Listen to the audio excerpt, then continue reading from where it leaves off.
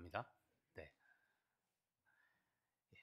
우리가 주의할 것이 있는데 감사주일이기 때문에 감사는 해야 되는데 억지로 하는 감사가 있죠. 그냥 의무감에서 드리는 감사. 또 추수감사들이 닥쳤으니까 그냥 치러낸다. 이런 식의 감사들은 하나님께 아무런 의미가 없습니다. 여러분, 감사절은 하나님께서 돈 벌려고 만든 절기입니까? 아니면 우리를 위해서 만든 절기입니까? 우리를 위해서죠.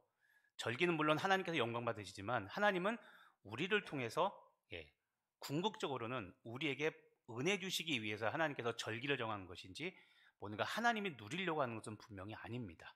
그래서 우리가 마음을 좀 새롭게 하고 하나님께 절기를 지킬 때 우리가 좀 의미를 잘 담아서 드리는 그런 절기가 되었으면 하는 마음입니다. 영어 단어 중에 여러분 감사라는 단어가 있습니다. thanks, T-H-A-N-K, 땡큐 우리가 보통 이렇게 말하죠, 그렇죠? 감사라는 단어가 있습니다. 근데 이 감사라는 단어 thank는 생각이라는 단어 싱크에서 온 단어입니다. 그러니까 스페링도 A냐 I냐 하나 차이입니다. 그러니까 감사라는 이 단어는 생각이라는 단어, 싱크라는 단어에서 온 단어가 바로 감사입니다. 감사가 생각에서 여러분 파생됐다는 것은 굉장히 중요한 의미가 있습니다. 뭐냐면 감사는 생각에서 온다는 겁니다. 다른 말로 하면 하나님께 감사하려면 먼저 생각해 보라는 겁니다. 자, 감사하려면 먼저 생각해 봐야 됩니다. 무엇을 생각해 봐야 될까요? 첫 번째는 하나님입니다. 먼저 하나님을 생각하고 그리고 그 하나님께서 나에게 어떤 일을 행하셨는가를 생각해 봐야 됩니다. 우리는 감사라고 하면 먼저 소유를 생각합니다. 내가 얼마만큼 얻었고 얼마만큼 성취했으니까 그러니까 감사해야지라고 생각하기 쉬운데 자, 여러분 감사는 무엇을 얻었는지 소유나 성취보다 하나님이 어떤 분인지를 먼저 생각할 때 나오는 것이 감사입니다. 자, 누구를 먼저 생각하라고요? 하나님. 자, 하나님이 어떤 분인가 여러분 생각해 보시길 바랍니다. 하나님은 선하신 분입니다. 하나님이 선하시다는 것은 나와 관계가 있습니다. 그냥 저분 좋은 양반이야 이걸로 끝나는 것이 아니라 하나님이 선하신 분이라는 것은 반드시 내 인생과 관련이 있습니다. 무슨 말이냐면 하나님은 선하신 분이기 때문에 우리 인생을 불행이나 실패로 절대 계획하지 않습니다. 하나님은 선하신 분이라 내 인생에 불행이나 실패로 끝나도록 내 인생이 불행이나 실패로 끝나도록 절대 하지 않으시고 우리를 멸망으로 절대 인도하지 않으십니다. 아멘이 왜 안 나오냐면 내가 불행을 경험해봤고 내가 어려움을 경험해봤는데 무슨 소리 하는 거야, 그렇죠? 중요한 것은 과정입니다. 인생 과정 중에 불행이나 실패를 경험해 볼 수 있는데 선하신 분이기 때문에 우리의 인생 마지막은 항상 행복함과 승리로 끝나게 되어 있습니다. 드라마, 여자분들 드라마 좋아하시죠? 드라마는 끝까지 봐야 됩니까? 중간까지 봐야 됩니까? 진리죠, 그렇죠? 끝까지 봐야 결말을 알 수 있잖아요, 그렇죠? 그것처럼 똑같습니다. 과정 중에 우리가 약간의 불행을 겪고 내가 하나님께서 계획해서 인생 끝까지 가는데 거기에 뭔가 조금 경험하고 싶지 않은 실패와 어려움을 겪을 수 있습니다. 그런데 그게 끝이 아니라는 겁니다. 항상 주인공은 마지막에 등장해서 해피엔딩으로 끝나게 하죠. 바로 그겁니다. 자, 여러분 하나님은 선하신 분이기 때문에 우리 눈에 불행으로 보이는 그 일도 반드시 인생 마지막에는 아름답고 행복하게 끝나도록 섭리하시고 인도하시는 분이 하나님이십니다. 그러니까 포기하지 마셔야 됩니다. 포기는 어디에만 있습니까? 그렇죠. 배추, 김장할 때만 있죠. 자, 그래서 여러분 우리는 감사를 잊지 말아야 되고 항상 감사 속에 신앙생활을 해야 됩니다. 이번 추수감사절, 다음 주 우리 추수감사절에는 우리가 하나님께 감사하되 오늘 우리가 읽었던 말씀처럼 바울처럼 넘치는 감사를 드리는 여러분 되길 간절히 바랍니다. 오늘 골로새서 2장 6절 7절 말씀을 다시 한번 보겠습니다.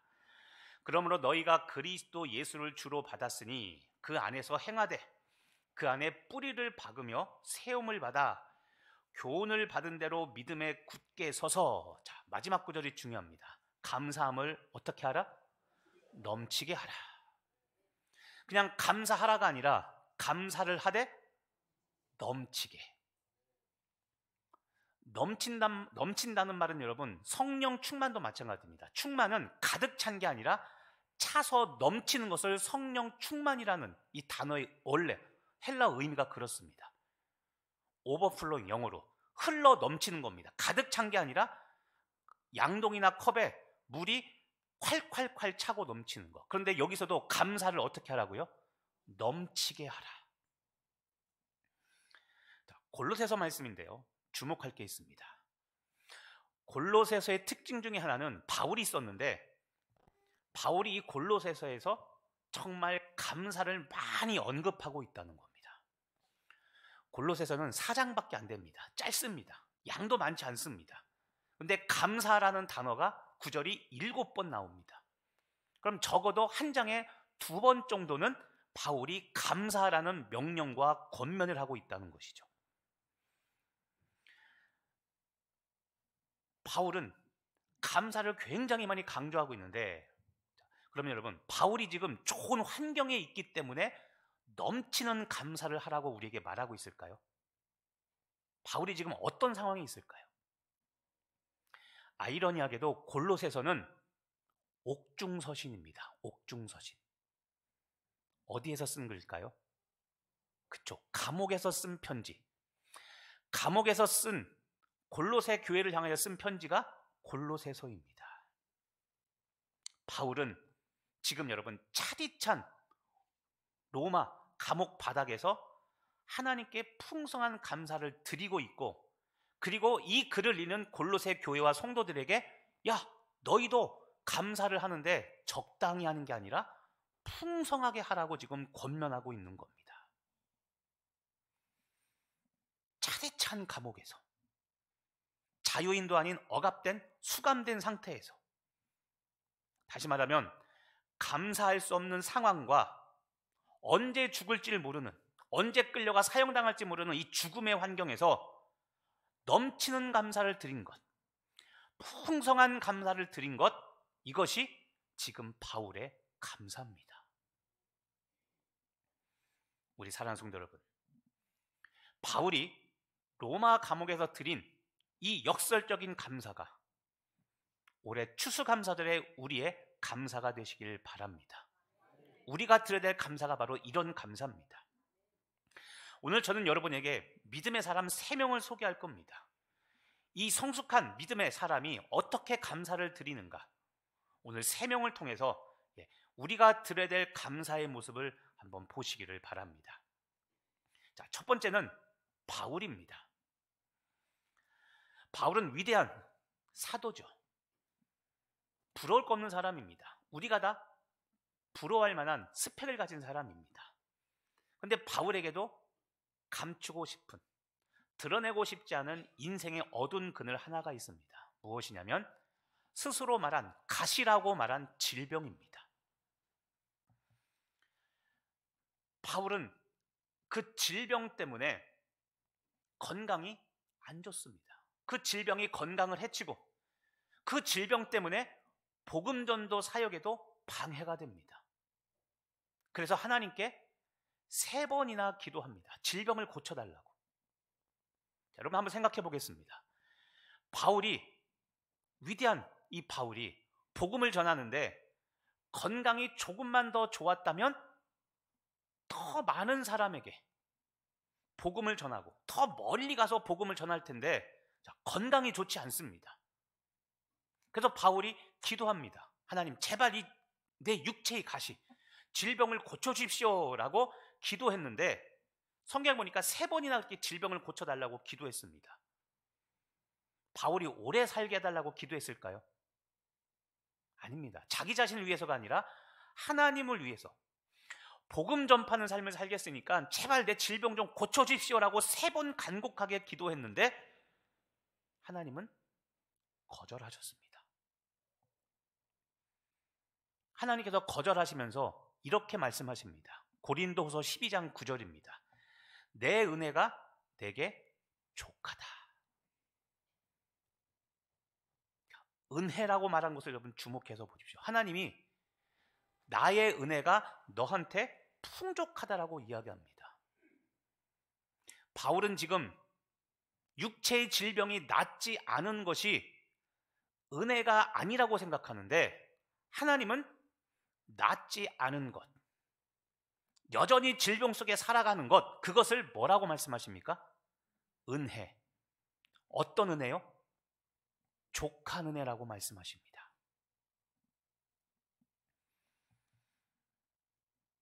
하나님은 바울의 간절한 질병을 고쳐달라는 이 기도에 은혜가 족하다고 하시면서 바울의 기도를 거절하셨고 그 다음 질병을 거두어가지 않으셨습니다.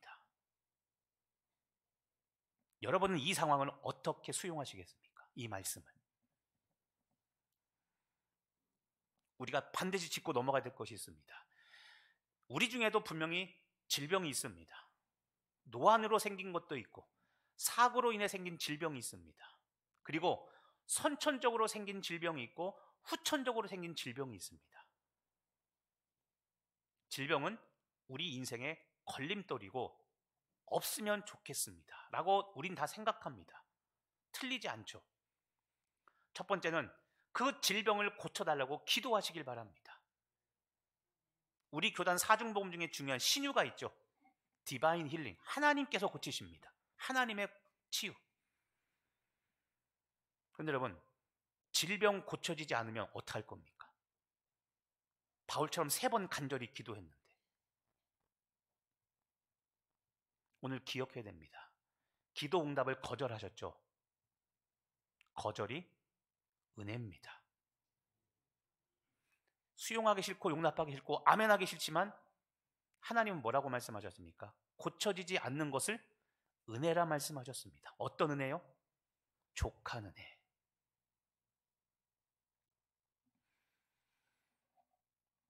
여러분이 바울이라면 기도가 거절당한 내 인생의 중요한 기도 제목 중에 하나가 거절당했습니다. 여러분들이라면 기분이 어떨 것 같습니까? 사실 속상해 정상이죠. 그런데 우리가 진짜 주목할 게 바로 이겁니다. 바울의 반응입니다. 아까 고린도후서 12장 9절. 내 은혜가 내게 족하도다. 이는 내 능력이 약한 데서 온전하여 짐이다 라고 한 다음에 그 다음을 보십시오. 그러므로 도리어 크게 기뻐함으로. 거절했는데 바울이 어떻게 했습니까? 기뻐했습니다. 어느 정도 기뻐했을까요? 크게. 여러분이라면 크게 기뻐할 수 있겠습니까? 내 사랑하는 어머니의 질병을 고쳐주지 않았습니다. 사랑하는 내 아내와 남편의 질병을 하나님께서 안 고쳐주겠답니다. 그냥 그렇게 살랍니다. 그리고 더 심한 말을 합니다. 그게 은혜야. 더 큰 상처 주십니다. 그 은혜가 족하다. 여러분은 이 말씀에 어떻게 하시겠습니까? 이런 상황에 감사하실 수 있겠습니까? 근데 바울은 그러므로 도리어 크게 기뻐함으로. 여러분, 우리가 예수 믿는 신앙의 목적이 무엇입니까? 질병 치유가 목적이 돼서는 안 됩니다. 질병 치유는 하나의 거쳐가는 과정일 수 있지만 그게 궁극적인 목적은 절대 아닙니다. 가슴 아픈 이야기지만 질병 고쳐지고 교회 떠나는 사람도 저는 봤습니다. 우리의 영원한 목적은 무엇입니까? 복음을 전해서 한 생명 구원해내는 것. 이것이 우리의 믿음 생활의 목적이지 우리는 우리 삶의 쾌락, 우리 삶의 어려움이 제거되고 인생을 편하게 사는 것이 우리의 목적이 아닙니다.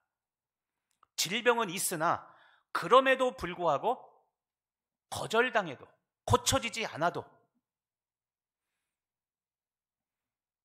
고쳐지지 않고 질병과 함께 예수님과 동행하는 삶이 우리들의 신앙의 목적입니다. 물론 고쳐지면 좋겠죠. 그런데 여러분, 우리 경험적으로 다 압니다. 제가 절망의 소식을 전하는 게 절대 아니니까 여러분 오해하지 마시길 바랍니다. 아무리 기도해도 낫지 않는 질병들이 있습니다. 내 죄 때문이 아니라, 내가 회개하지 않아서가 아니라, 회개하고 내가 죄를 짓지 않아도 오늘처럼 하나님께서 아니다, 너는 질병이 있는 게 은혜라고 말씀하십니다. 고쳐지지 않는 것이 있다는 것도 우리는 수용해야 됩니다. 그게 믿음입니다. 질병이 없어지고 타락하며 살길 원하십니까? 차라리 질병이 있지만 그것 때문에 하나님께 더 매달리고, 그것 때문에 내가 더 교만해지지 않는다면, 그것이 하나님이 나를 향한 계획이라면, 그리고 그것이 하나님이 나를 범죄케 하지 않는 하나님의 사랑의 방법이라면, 여러분 그거 수용하시고 감사하실 수 있겠습니까? 네, 그게 우리의 믿음인 겁니다. 속으로 병 고치기 틀렸네 하지 마시고, 아까 얘기했죠, 낫기 위하여 기도하십시오. 바울처럼 명확하게 아니다, 너는 질병이 있는 것이 너한테 더 큰 은혜라고 말씀하신다면, 그러면 우리 이제 더 이상 질병 때문에 기도하지 않아도 되지만, 그렇지 않은 이상은 기도하시되 하나님의 거절에 여러분 낙심하지 마시기를 바랍니다. 바울은 자신이 겪는 질병조차도 하나님의 뜻 가운데, 섭리 가운데 있는 것임을 알고, 하나님의 은혜 가운데 있다는 것을 알고 바울은 도리어 크게 기뻐합니다. 우리의 고정관념을 버려야 됩니다. 응답돼야만 복이다, 아닙니다. 응답도 복이지만 거절도 하나님의 복, 족한 은혜입니다. 믿으십니까? 그렇다면 여러분 올 한 해 돌아보십시오. 여러분이 기도했는데 거절당한 거 있습니까? 하나님께. 가을은 우리나라 아시죠? 수학의 계절인 거 다 합니다. 이쯤 되면 뭔가 좀 나타나야 되는데, 그런데 여러분 하나님이 거절하셨습니다. 그러면 조바심 갖지 마시기를 바랍니다. 열매가 없어서 감사하지 못할 것이 아니라, 거절해서 열매가 없는 것이라면 오히려 하나님의 뜻이 이루어지는 것임을 알고 다음 주 추수감사절에 크게 감사하시길 바랍니다. 따라서 한번 해보겠습니다. 고통의 크기가 기쁨의 크기를 결정한다. 바울은 낫지 않아 여전히 육체의 질병의 고통 속에 살아야만 됐습니다. 그런 거 경험해보지 않습니까, 여러분? 기도하고 싶은데 목감기 심하게 걸렸습니다. 하나님, 목소리가 안 나와요. 부르짖어 기도하고 싶은데 목소리가 안 나옵니다. 그런데 그럼에도 불구하고 내 마음껏 기도하지 못해도 이것도 감사합니다라고 침묵으로 기도하며 감사하고, 속삭이며 기도하며 감사하는 것, 그게 우리 성도들의 태도인 겁니다. 고통의 크기가 기쁨의 크기를 결정합니다. 또 한번 따라하겠습니다. 고통의 크기가 감사의 크기를 결정한다. 이번 추수감사절에 이렇게 되기를 바랍니다. 한 해 동안 여러분께서 하나님의 거절로 인한 고통이 있었다면, 그 고통이 이번 추수감사절에 감사를 결정하는 요인으로 삼으시기를 바랍니다. 고통에도 불구하고, 거절의 고통에도 불구하고 역설적으로 감사할 때 그 고통은 기쁨으로 변할 줄로 믿습니다. 올 한 해가 어떤 고난과 어려움이 있었다 할지라도, 하나님으로부터 거절당해서 사람들로부터 거절당한 이 거절의 아픔과 상처가 있다 할지라도 역설적으로 감사하시길 바랍니다. 고통의 크기만큼 커진 기쁨의 한 해로 여러분의 감사가 그렇게 바뀌게 될 줄 믿고 충만한 감사, 넘치는 감사를 드리는 여러분 되길 간절히 바랍니다. 두 번째 사람은 요셉입니다. 요셉은 애굽의 총리였지만 총리가 되기 전까지 상처와 아픔이 너무나 많았던 사람입니다. 요셉은 여러분 형들에게 미움을 받아서 구덩이에 던져집니다.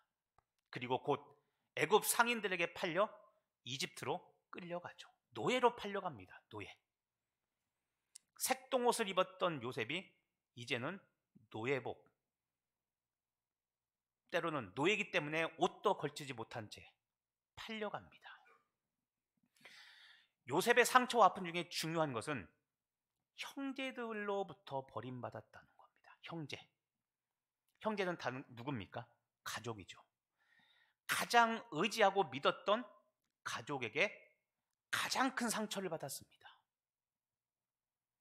상처는 없으면 좋겠지만 없을 수 없습니다. 특히 여러분, 상처는 가까운 사람일수록, 그리고 본인이 의지하고 믿는 권위자일수록 받은 상처가 더 큽니다. 지나가는 술 취한 아저씨가 오늘 교회 오는데, 야 이놈의 자식아! 나한테 쌍욕을 했습니다. 그럼 여러분은 지금 예배 드릴 때 그 상처와 아픔을 고스란히 가지고 예배 드립니까? 아니면 한 귀로 듣고 이미 다 잊었습니까? 그렇죠? 모르는 사람, 친하지 않은 사람한테는 상처 안 받습니다. 그런데 권위자, 여러분이 의지하고 순종하고 또는 친하게 여겼던 사람으로부터 어떤 말을 들으면 그 상처는 잊혀지지 않죠. 그래서 가족이 가장 사랑하는 존재이지만 한편으로 엄마나 아빠로부터 받았던 상처를 잊지 못한 이유가 바로 그겁니다. 내가 권위자로 여기고 있던 사람이었기 때문에. 요셉도 그랬습니다. 가장 가까운 가족에게 가장 큰 상처를 받았습니다. 그래서 노예 생활까지 하죠. 그런데 노예 생활 중에 더 억울한 일을 당합니다. 성폭행범으로 몰려서 감옥으로 갑니다. 노예인데 감옥으로 갑니다. 더 밑바닥 생활을 하게 되죠. 그리고 마침내 총리가 됩니다. 그런데 여러분, 이때가 중요합니다. 출세에서가 아니라 총리가 되었을 때 요셉에게는 어떤 사건이 일어나죠. 자기를 팔아먹었던 형들이 찾아옵니다. 신기한 것은 형들은 요셉을 못 알아보는데 요셉은 형들을 알아봅니다. 청소년 때 15살 정도에 팔렸기 때문에 한참 클 나이 아닙니까? 어떻게 성장했을지 모르죠, 형들은.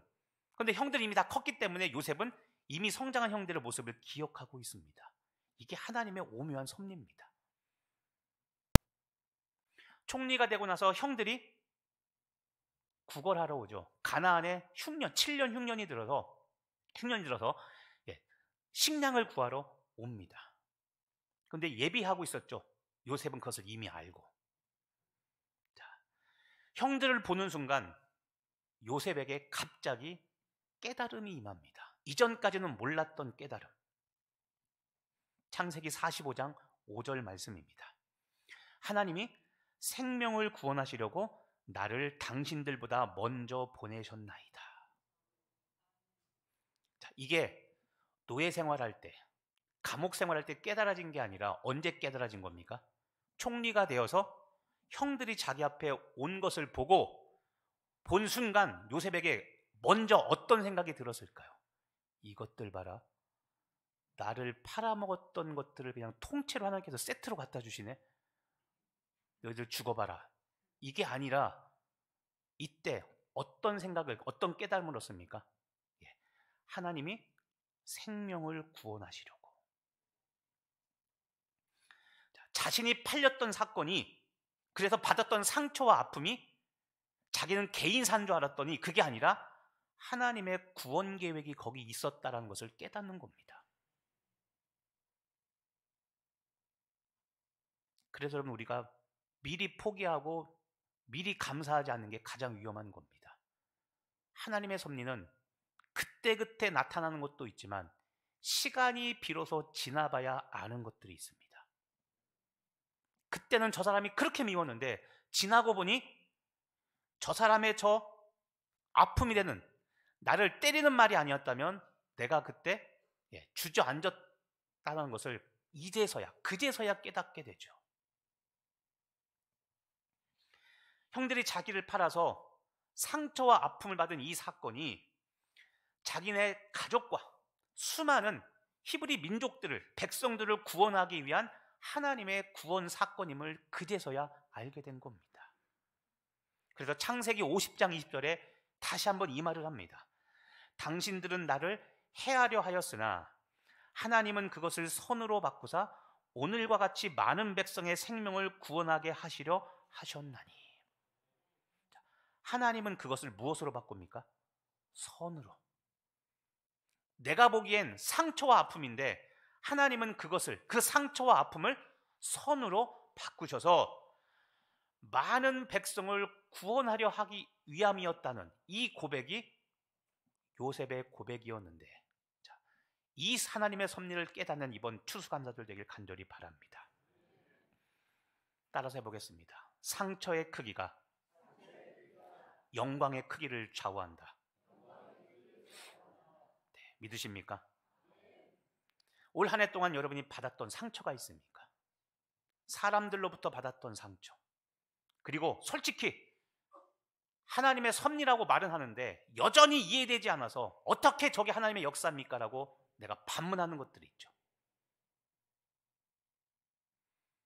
그 상처, 그 이해하지 못함에서 오는 아픔들, 여러분, 그 상처가 하나님께 영광이 된다면 감사하시기 바랍니다. 상처의 크기가 감사의 크기를 결정합니다. 올 한 해 여러분이 받았던 상처 다시 한번 돌아보십시오. 아직도 해결되지 않은 아픔이 분명 있을 겁니다. 없다면 다행이지만 지금도 해결되지 않은 나의 아픔, 그리고 알 수 없는 하나님의 섭리 때문에 여전히 내 안에 하나님에 대한 불신, 아쉬움으로 남은 거 있다면 그 상처를 감사하시기 바랍니다. 끝난 게 아닙니다. 지금은 모르지만 지나고 나면 2024년 때 겪었던 내 상처가 이것이 결국 나의 신앙을 성장시키는 자양분이었다는 것을 깨닫고 분명히 감사하는 날이 올 것을 믿으시고 이번 추수감사들의 역설적인 감사를 드리시는 여러분 되길 간절히 바랍니다. 여러분이 받은 상처가 클수록 하나님께서 받으실 영광도 크고 여러분의 면류관도 큽니다. 다시 한번 부탁합니다. 올해 여러분이 겪었던 상처와 아픔, 이 아픔의 파도가 여러분의 감사를 휩쓸어 가지 않도록 여러분의 마음을 지키시기를 바랍니다. 감사하면 요셉과 같은 역전의 은혜가 있을 줄로 믿고 풍성한 감사를 드리는 귀한 이번 추수감사절 되길 간절히 바랍니다. 마지막 하나 더, 가나 혼인잔치의 연회장, 연회 책임자가 있습니다. 가나 혼인잔치가 벌어졌는데 이스라엘에서는 여러분 이 잔치에 포도주가 가장 귀한 음식입니다. 그래서 포도주가 떨어진 것은 큰 결례입니다. 그런데 이 가나 혼인잔치에 이 가장 중요한 포도주가 떨어졌습니다. 요한복음 2장 3절에 보니까 포도주가 떨어진지라, 그때 예수님의 어머니가 말씀하십니다. 저들에게 포도주가 없다고 예수님에게 이야기합니다.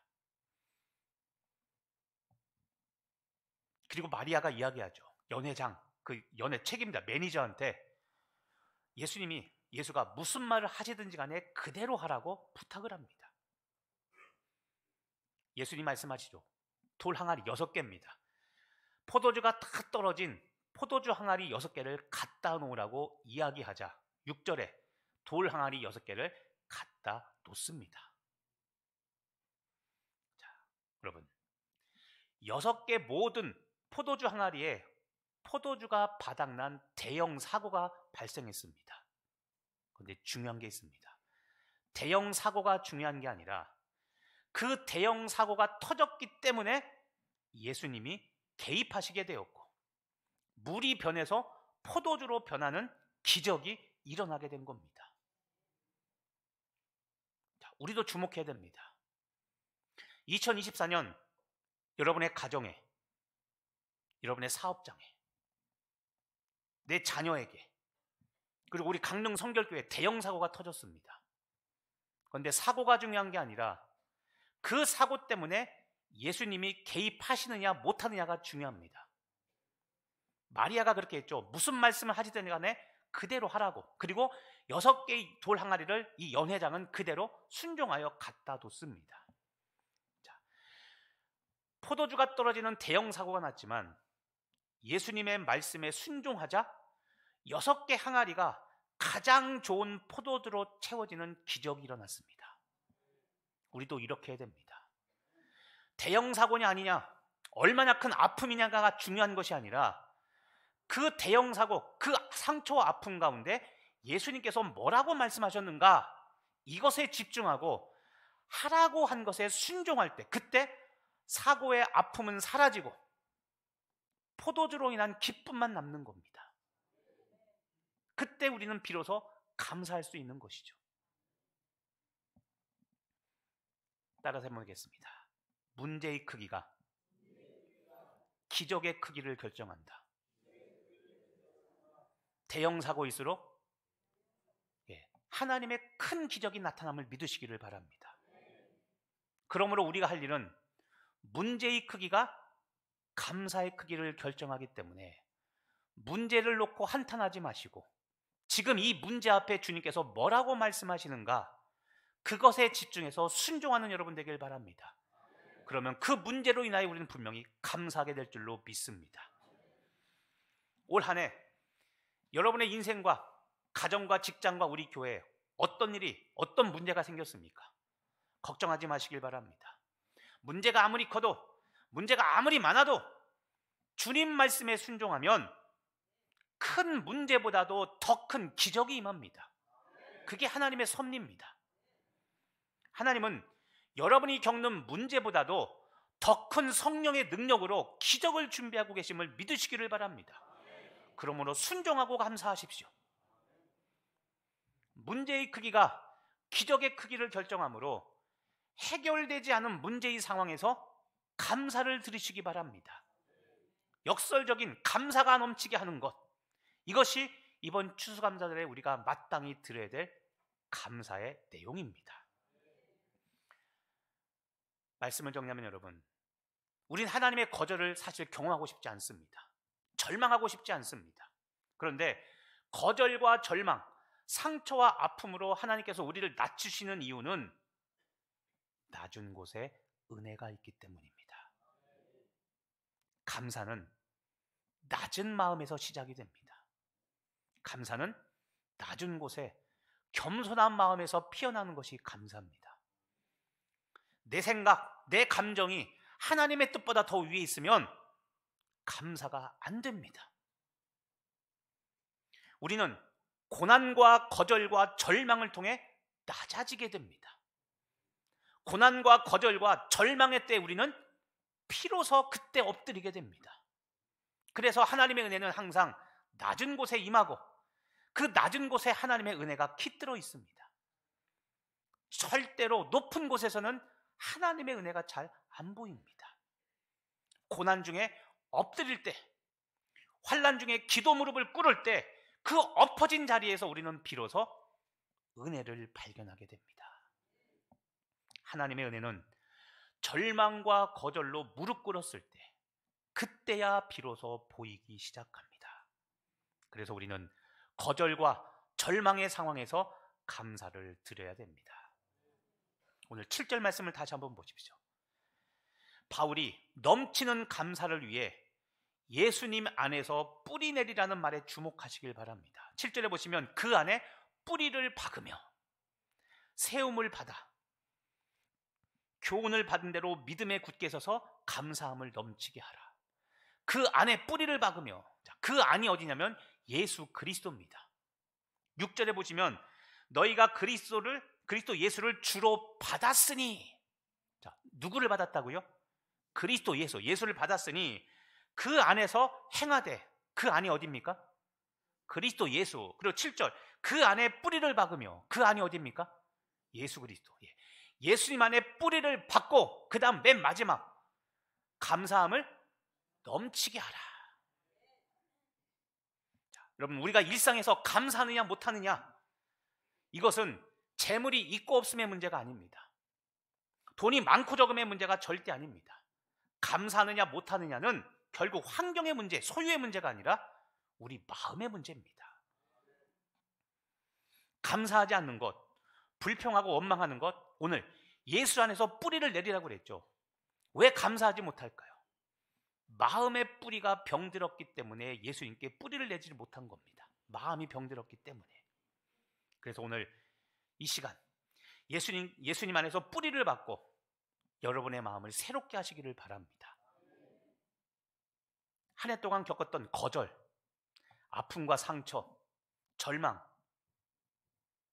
이해할 수 없는 하나님의 역사들, 계획들, 지금까지 해결되지 않을 수 있습니다. 그런데 여러분, 해결되지 않은 것이 문제가 아니라 아까 무엇을 먼저 생각하라고 했습니까? 하나님이 어떤 분인가를 생각하시고, 선하신 하나님이라면 오래 해결이 안 됐다 할지라도 내가 인생의 눈을 마지막 감을 때는 반드시 이것을 선하게 바꿔줄 것을 믿고 우리는 요셉처럼 그렇게 믿음의 삶을 살면 되는 겁니다. 넘치는 감사, 풍성한 감사를 드리기 위해서 여러분의 마음을 새롭게 하시기를 바랍니다. 마지막으로 정말 최악의 상황이 이런 겁니다. 다음 주 이 시간 딱 주일에 왔을 때, 교회 딱 올랐을 때, 오늘 추수감사절이었지. 그리고 그때 주섬주섬 헌금하고. 여러분, 하나님은 그런 마음 받지 않습니다. 일주일 동안 추수감사절과 무관하게 살다가 오시지 마시고 오늘 드린 말씀을 기억하며 한 주간 깊이 생각해 보시길 바랍니다. 아까 감사, 어디서 온다고 했습니까? 생각, 싱크에서 온다고 그랬죠. 그래서 일주일 동안 올 한 해 하나님이 나에게 어떤 분이셨는지, 그리고 하나님이 행하셨던 일들이 무엇인지를 생각하고, 이미 이루어주신 것 있다면 더 감사하시고, 아직 이루어지지 않은, 거절하시고 무응답, 아직도 응답하지 않으시고 내 뜻대로 안 된 것이 있다면 절망하지 마시고 그럼에도 불구하고 넘치는 감사를 드리시는 여러분 되길 간절히 바랍니다. 생각하며, 하나님을 생각하며 감사로 마침표 찍는 이번 한 주간 되시기를 예수님의 이름으로 간절히 축복하며 기도합니다. 기도하겠습니다. 하나님, 한 주간 감사를 드리며 살아가게 하여 주옵소서. 한 주간 하나님이 어떤 분이신지, 올 한 해 나에게 어떤 일을 행하셨는지 기억하며 이미 이루신 일이 있으면 깊이 감사드리게 하시고, 이해하지 못하고 아직 열매 맺지 않은 것이 있다면, 그리고 무응답하신 것이 있다면 그럼에도 불구하고 감사하는 우리 모두 되게 하여 주시옵소서. 그래야 다음 주 일주일 후 이 시간 주님 앞에 올 때 내가 드릴 수 있는 최고의 예물을 하나님께 드리며 준비된 마음을 가지고 주님 앞에 나와 기쁘게 추수감사절을 맞이하는 우리 모두 되게 하여 주옵소서. 예수님의 이름으로 기도합니다.